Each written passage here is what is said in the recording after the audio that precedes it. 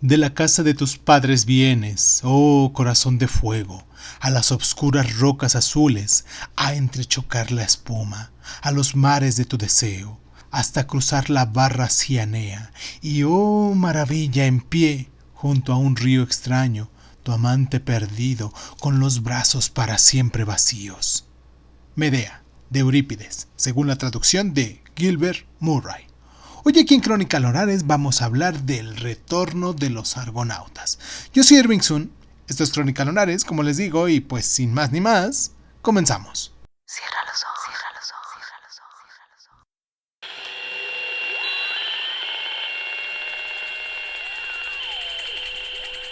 ojos. Estás escuchando Crónica Lunares, el lugar donde entra por tus oídos.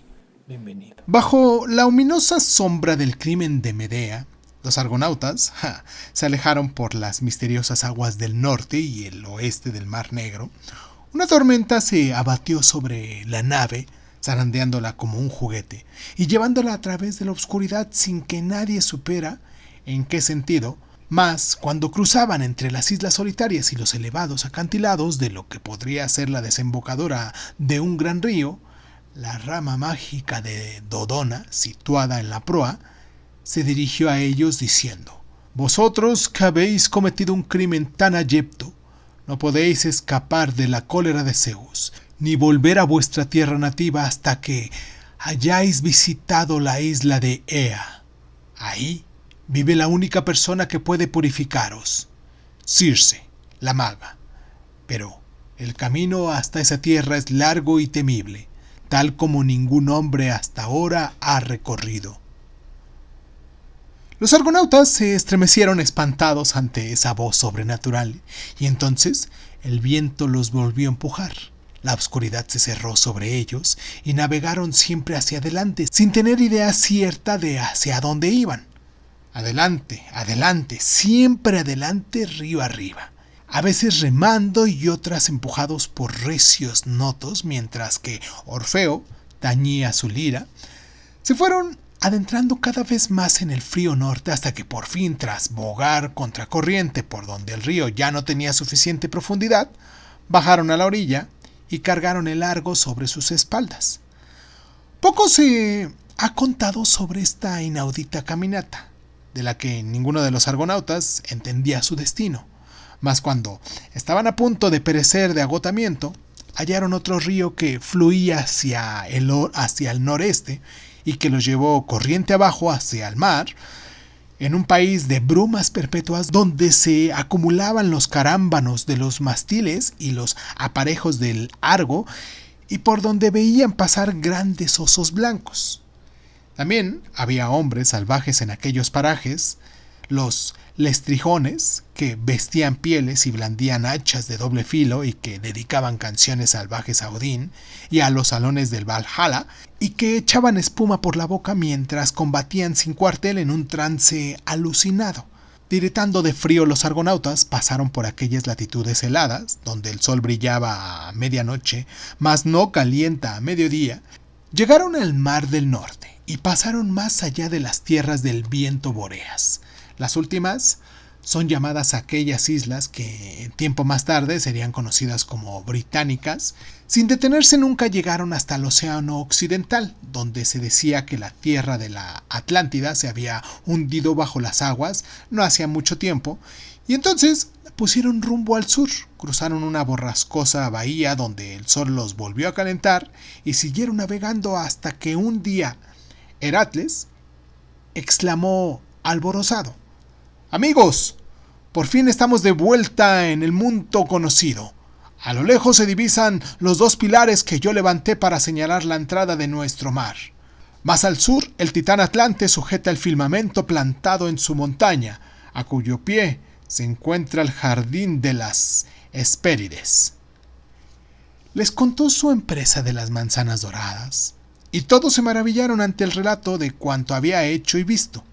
Mayor aún fue su asombro cuando los condujo al jardín mismo, pues ahí estaba en el suelo el dragón ladrón, cuya cola todavía se estremecía 15 años después de que Heracles lo hubiera matado con su flecha emponzoñada. Los argonautas descansaron en aquella tierra fragante hasta recuperar el ánimo y las fuerzas. Erigieron altares y sacrificaron bueyes y carneros a los inmortales, en agradecimiento por haber sobrevivido a tantos y tan extraordinarios peligros. Luego siguieron su singladura por el mar Mediterráneo, pasaron por Córcega y Cerdeña para llegar a Ea, la pequeña isla donde moraba la tía de Medea, Circe, la maga, y de haber llegado sin compañía, Circe hubiera probado algún tipo de sortilegio en los argonautas, pero en cuanto vio a Medea, se apresuró a recibirlos calurosamente.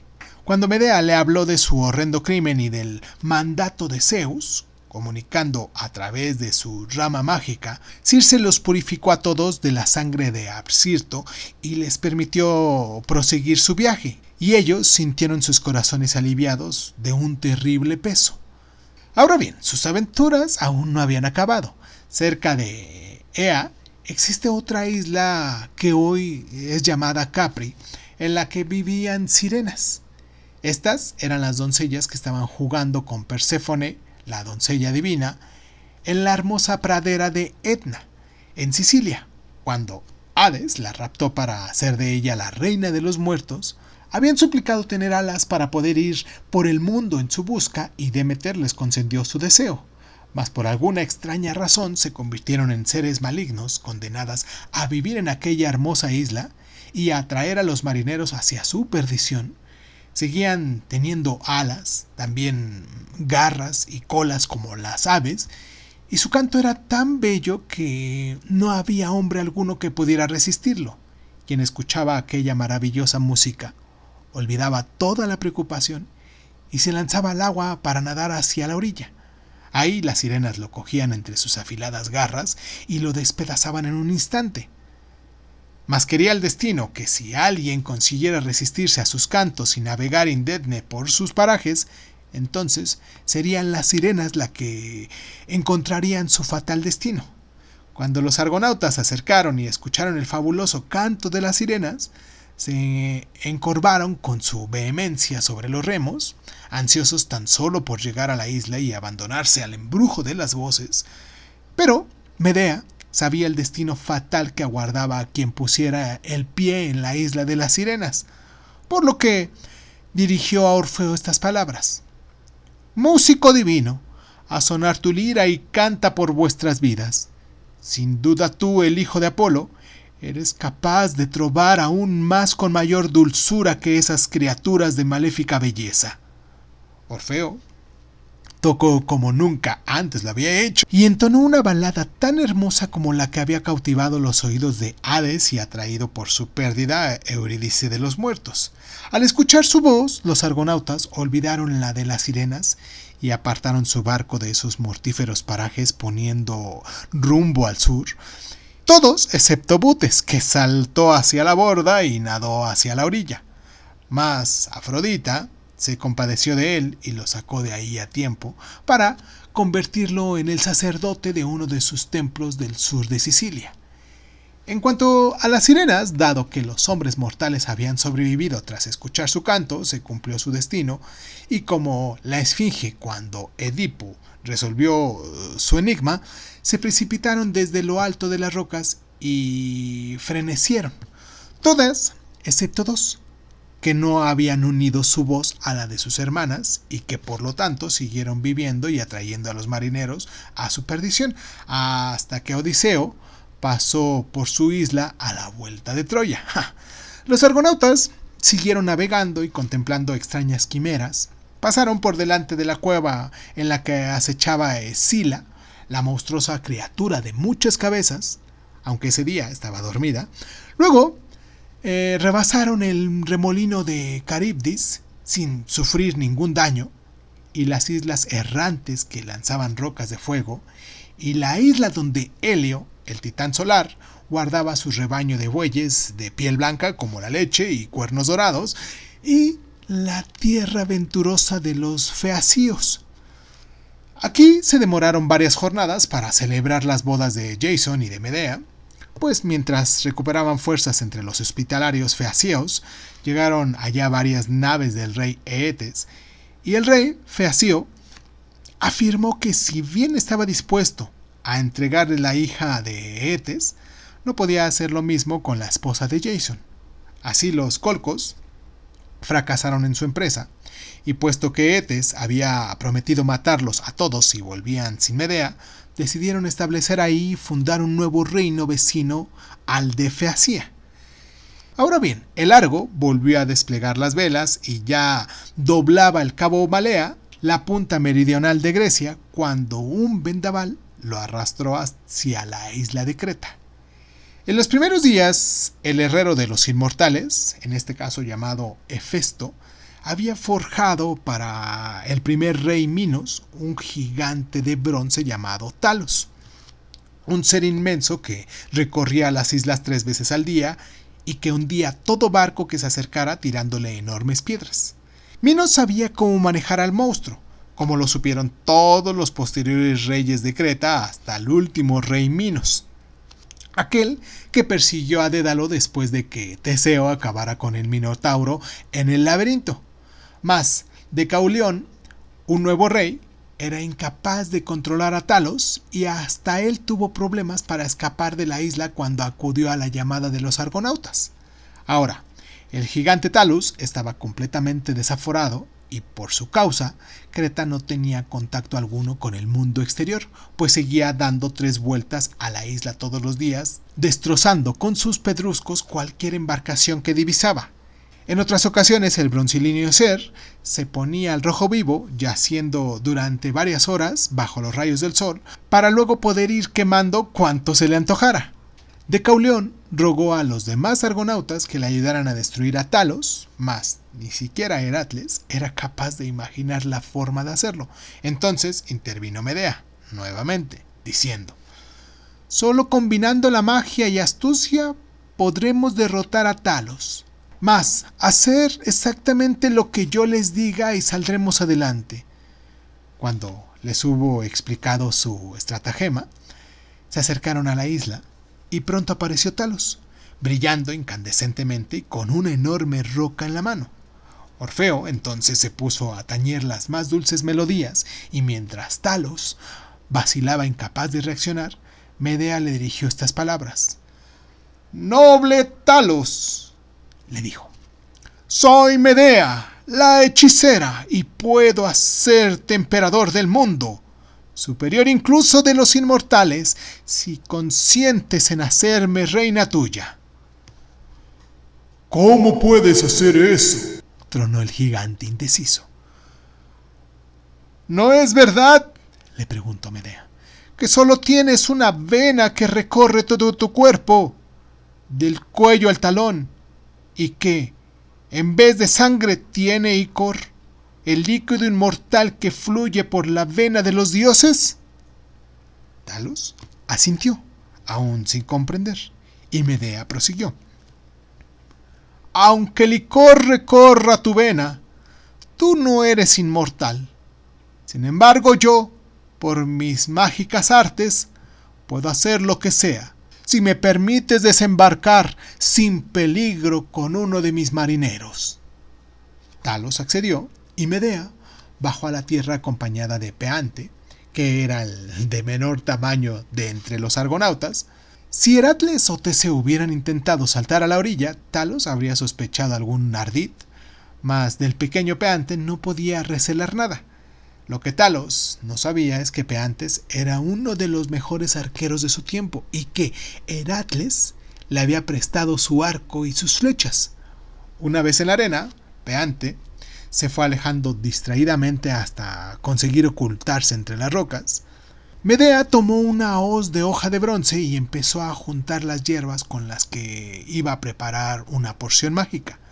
Las mezcló en un caldero, extrayendo de ellas su blanca savia mientras entonaba siniestros conjuros. A continuación se despojó de sus ropas, ató su negra cabellera con guirnaldas de hiedra y se incorporó sobre la mármita, cortando las hierbas y raíces y cantando a gritos como poseída. Talos estaba fascinado por la bella mujer hechicera y sus extraños manejos, y se fue acercando poco a poco, aunque sin dejar de estar prevenido, pues en el talón tenía un clavo de bronce como un tapón que impedía que se escapara el licor, y le aterraba que alguien pudiera tocarlo. Medea tuvo pronto preparada su mágica cocción, la vertió en una copa y se la ofreció a Talos, diciéndole: «Bebe, es el vino de la inmortalidad». Talos estaba tan obnubilado que cogió la copa y se apuró de un trago, mas lo único que le provocó fue una gran somnolencia, y pronto empezó a tambalearse como si estuviera borracho, y aunque seguía decidido a no caer dormido, no fuera que alguien intentara quitarle el clavo, y entonces se incorporó opeante, puso una saeta en el arco y disparó de tan diestra manera que la flecha fue a golpear el clavo del tobillo de Talos, aflojándolo. Pronto cayó al suelo y el icor empezó a salir a borbotones. Talos lanzó un grito de terror y buscó con torpeza el tapón, mas la pócima mágica era demasiado fuerte para él y no fue capaz de encontrarlo. Pronto se quedó yerto y frío, reducido a una simple estatua de bronce muerto. Después de todo esto, los argonautas desembarcaron en Creta y fueron agasajados esplendidamente por Decaulión, antes de partir de nuevo al Iolco, a donde llegaron sin más contratiempos. Ahí se separaron, aunque muy pronto varios de ellos se volvieron a reunir para la aventura del jabalí de Calidón, que Meleago, cuando llegó a su casa, se encontró devastando sus campos. Jason no vivió para disfrutar la honrosa vejez que su esfuerzo había ganado. Murió solo y sin hijos, padeciendo de la maldición de Etes, pues ningún tipo de purga podía redimirle por completo de su culpa por la muerte de Absirto. Al volver a Iolcos se encontró con su padre que había muerto y Pelía seguía reinando. Jason no tenía deseos de sustituirle en el trono, mas su esposa Medea, la hechicera, deseaba ser reina. Por eso cuando Jason marchó a Calidón, les dijo a las hijas de Pelías: «Ya conocéis mis poderes mágicos. ¿No os gustaría que os enseñase cómo hacer que vuestro padre fuera joven de nuevo?». Al principio las muchachas desconfiaron de ella, por lo que Medea preparó una poción mágica en un gran caldero y tras buscar un viejo carnero que apenas tenía en pie, lo mató y lo troció. Echó los pedazos de carne en la olla y, casi de inmediato, saltó de ahí un corderillo ágil, tierno y vigoroso. Aquello disipó las dudas de las hijas de Pelías. Tomaron a su anciano padre, lo mataron y lo descuartizaron, mas cuando pusieron la sanguinolenta carne en el caldero, Pelías siguió igual de muerto que al principio, pues Medea no les había enseñado el conjuro. Cuando los habitantes del Iolco supieron lo que había hecho Medea, los desterraron a ella y a Jason, que se vieron obligados a viajar hasta Corinto. Ahí se les presentó a Jason una nueva oportunidad de adquirir un reino, pues el monarca solo tenía una hija, la doncella Grauce, que le dijo: «Te la daré en matrimonio y reinarás sobre la tierra», le prometió el rey. «Pero antes tienes que expulsar de aquí a esa bruja malvada, Medea». Jason, que nunca había amado a Medea y que ahora la odiaba por su crueldad y sus infamias, no puso reparos. Medea también consintió, aparentemente, y en prueba de su buena fe, le entregó a Grauce un vestido de boda mágico que en el momento de ponérselo la abrazó de inmediato, llevándola a la muerte, y también a su padre cuando intentó salvar a su hija. A continuación, la desesperada Medea mató a 2 hijos que ella misma había tenido con Jason y huyó en un carro tirado por dragones de fuego. Jason se convirtió en un póscrito, por decirlo de algún modo, y en su vagabundeo acabó por llegar hasta donde su viejo barco, el Argo, estaba varado en una playa. «Eres mi único amigo», dijo abatido, mientras se sentaba a la sombra del barco. Ahí se quedó dormido y mientras descansaba, la proa del barco, podrida por los años, se derrumbó sobre él y le causó la muerte.